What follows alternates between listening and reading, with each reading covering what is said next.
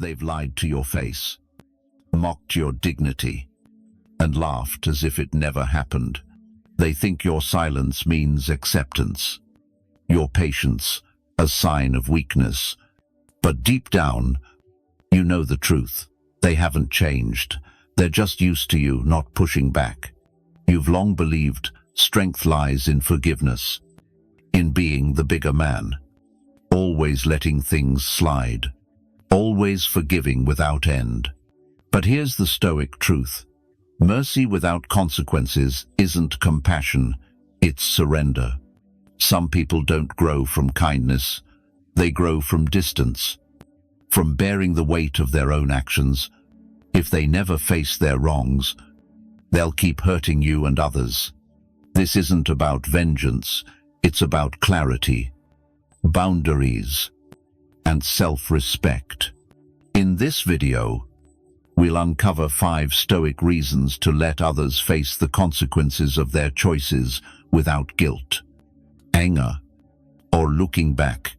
True peace comes not from fixing others, but from choosing yourself first. A choice you've likely delayed too long.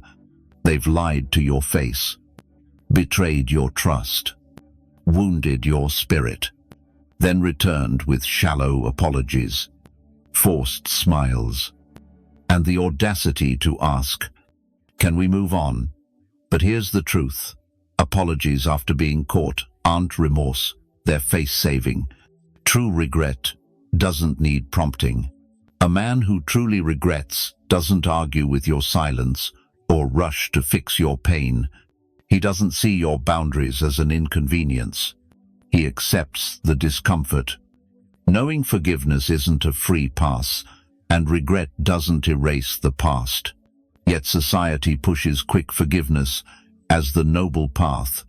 Social media, sermons, self-help gurus, they all preach let go. Be the bigger man. Don't hold grudges. But Stoicism doesn't demand hatred. It demands clarity. It asks you to see the vast difference between inner peace and opening the door to those who've never changed. Let's be honest. Men forgiving someone who shows no remorse, no reflection, no worthiness of a second chance, isn't healing, it's erasing your own worth. Worse, each time you let the unforgivable slide, you teach them a dangerous lesson. They can hurt you again without consequence. They're not cartoonish villains, but their behavior works for them. Why change if betrayal grants them access? Manipulation wins sympathy, and apologies erase their wrongs. They have no reason to grow. Make no mistake, forgiveness is noble. Forgiveness frees you from resentment's poison, but it doesn't mean welcoming them back. Rebuilding a bond without change isn't healing, it's betraying your own soul. When they ask, "Why so cold?" I said, "Sorry. Can't we go back?" It's a reminder. Trust, once shattered, isn't owed instantly. It must be rebuilt, brick by painful brick, or you accept the loss. Here's the Stoic response. No shouting, no drama, just clarity. You lied. I don't trust you. You disrespected me. I need distance. You crossed a line. I'm drawing one. You don't owe them a debate or closure. You owe yourself peace. You enforce consequences not to wound them, but to shield yourself from further harm. Let them call you heartless or dramatic. Let them claim you can't forgive. That's fine.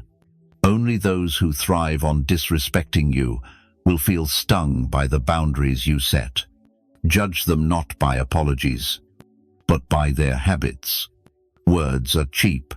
A tear can be staged. An apology can be timed perfectly, but patterns never lie. It's not a single mistake that defines someone. It's the habits they repeat, despite your countless chances. Be real. You know that friend who forgets your birthday but expects gifts and attention on theirs. Or that sibling who jabs at you with humiliating stories at every family gathering, then brushes it off. Relax. It's just a joke. Or the partner who swears they'll change but keeps crossing the same line, always with a ready excuse. Sound familiar? You've forgiven, thinking they're stressed or didn't mean it. They're just going through a rough patch. But deep down, a quiet voice whispers, this isn't a one-off. This is who they choose to be. Time and again. The painful truth. They're not oblivious, they're calculating. Just enough charm to win you back. Just enough guilt to keep you close. Just enough distraction to make you doubt your gut. It's like standing in the rain, thinking it's a storm, only to look up and see someone holding a hose. Let me tell you about Evelyn, a retired widow in her 72nd, kind-hearted, the type to send handwritten thank you notes. Her daughter started visiting more after her husband's passing. A flicker of hope. She helped with groceries, drove her to appointments, called daily. Evelyn called it a blessing. But then came the hints, recent struggles, sacrifices made to help, then requests. Can you cover my phone bill?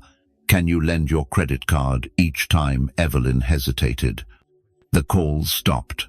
Visits grew colder, then warmed up days later, as if nothing happened. This wasn't care.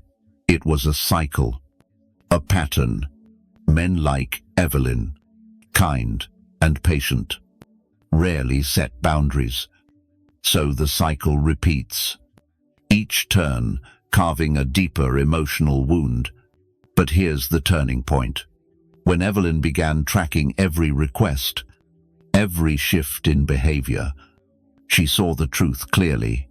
This wasn't a storm, it was a system. The same happens in your life.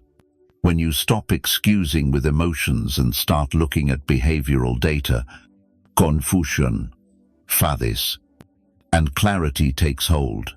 Forgiving the same fault over and over isn't strength, it's surrender. A Stoic never sacrifices peace for another's chaos.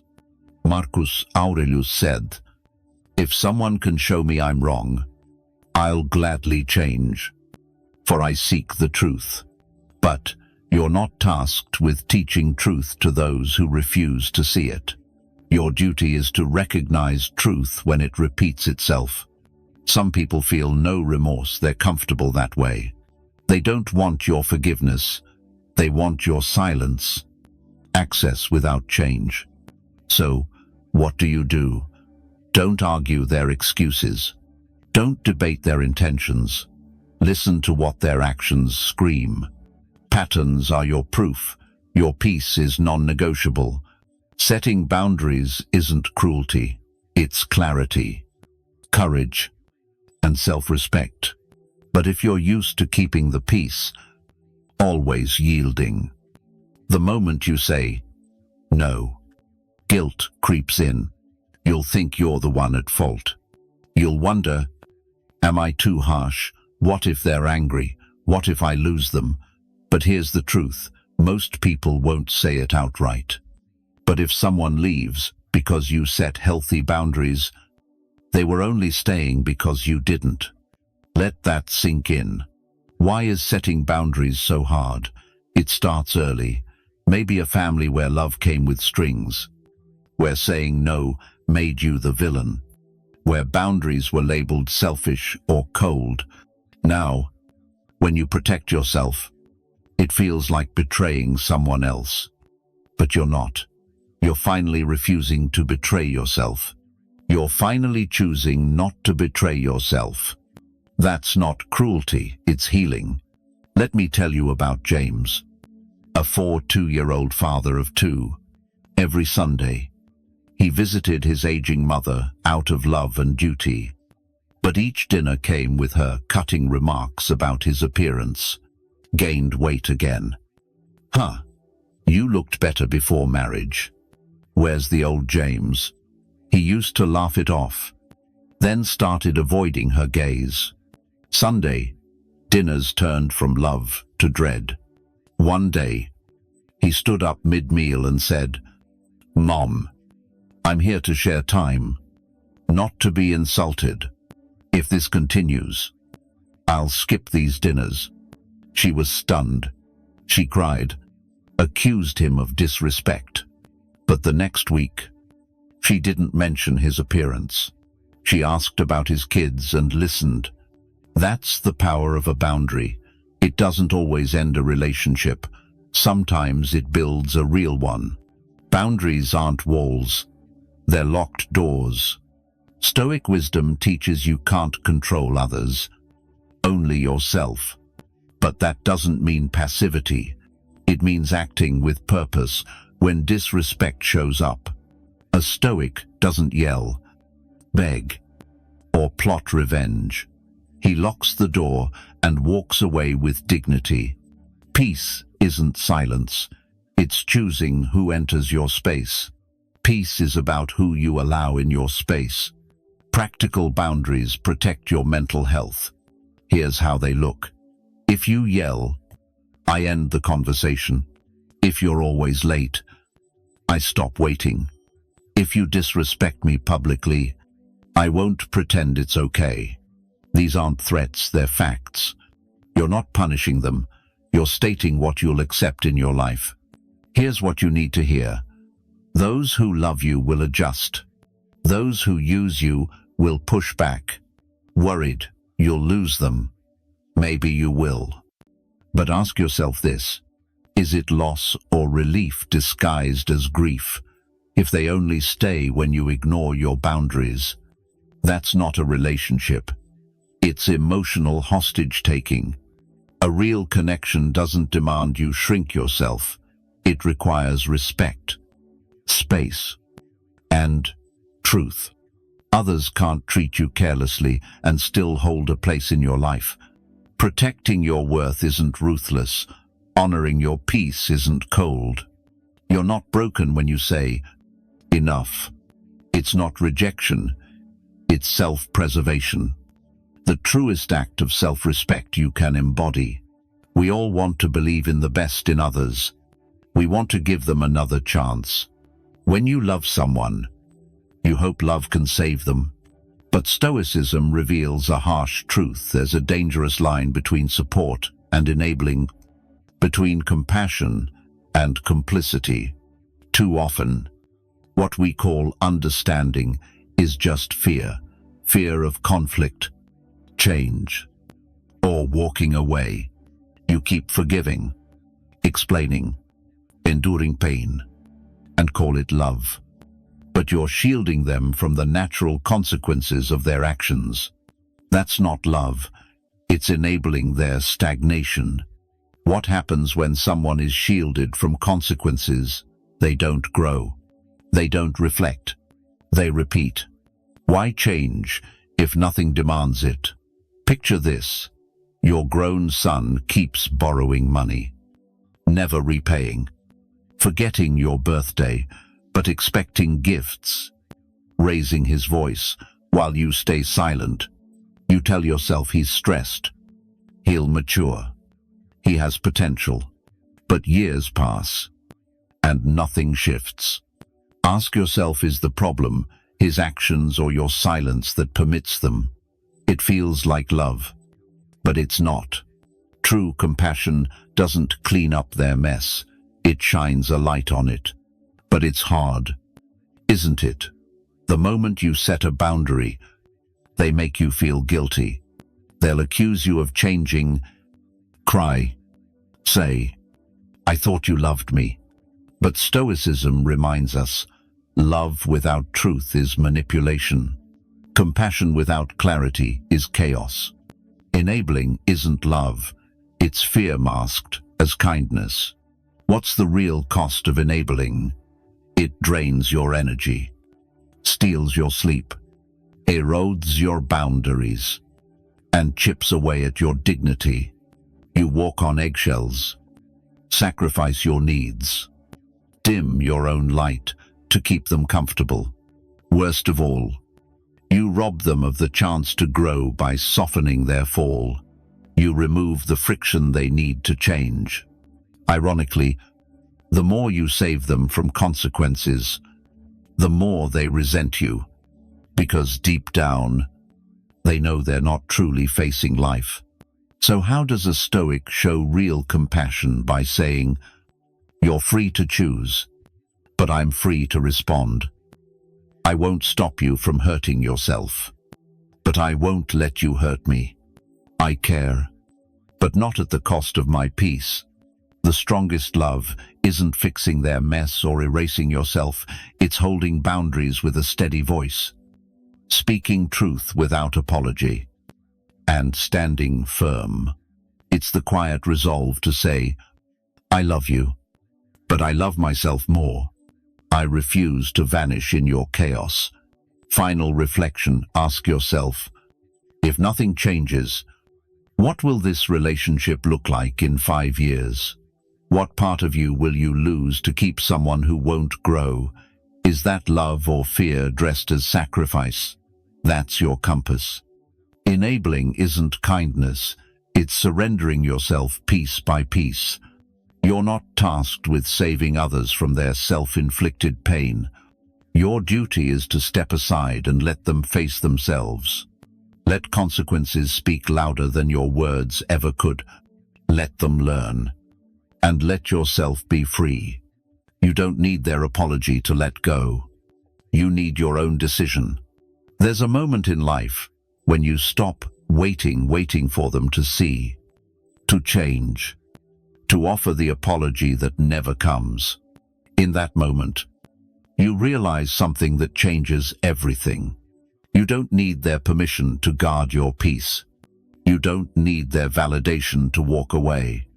You don't need their understanding to set boundaries. You don't need their approval to claim your freedom. The weight of waiting is a chain you can break with a single choice. Hope without evidence is a cage. While you wait, they move on, crossing your boundaries, and you shrink yourself to make room for their comfort. A Stoic would ask, why hand your inner peace to those who stole it in the first place? Consider Carl's silent collapse. Carl, a quiet 70-year-old, gentle, the kind who'd offer coffee to a neighbor, saw his grown son visit more as his health declined. At first, it seemed like care, but it turned to control, dictating who Carl saw, what he said, how his money was spent, what choices he could make. Carl didn't want conflict, didn't want to lose his son, so he stayed silent for over a year. One day, he told a friend he felt like a guest in his own home. He'd never set a boundary, not from weakness, but because he thought love meant enduring without question. But love without boundaries isn't love, it's self-erasure in slow motion. Carl's story isn't rare. It's yours. Mina. Anyone who's chosen tension over truth to hold on to someone they never truly had. Peace isn't given. It's chosen with unwavering resolve. Here's the Stoic lesson. You don't need a reason to protect your peace. You only need the courage to stop explaining. You don't need to prove someone's toxic, list their wrongs, or make them understand. Sometimes, the strongest statement is silence. A door closed, a call missed, a life lived without needing their gaze. Guilt will come, because you've been taught that choosing yourself is selfish, that boundaries are cold, that peace comes only when others are at ease. But ask yourself, if they never change, what must shift in you to find peace? That answer is your guide to freedom. That's your Stoic act of courage, shifting from reaction to liberation. When you stop waiting for their amends and start fortifying your boundaries, something miraculous happens. You stop rehearsing responses in your head. You no longer crave closure from those who don't value you. You walk away from emotional debt to live in deliberate truth. You walk lighter, breathe deeper, reclaim the man you are without their chaos weighing you down. That's true. Strength returning to your core with quiet resolve. You don't need their apologies, their permission, or the perfect moment to choose your peace. You only need one thing, the courage to choose peace without asking for anyone's approval. Let go of waiting, of wishing, of them. Your peace is non-negotiable. They've lied, disrespected, crossed lines repeatedly. And you've stayed, explained, given time, space, and trust. But now you see clearly, endless kindness becomes self-destruction.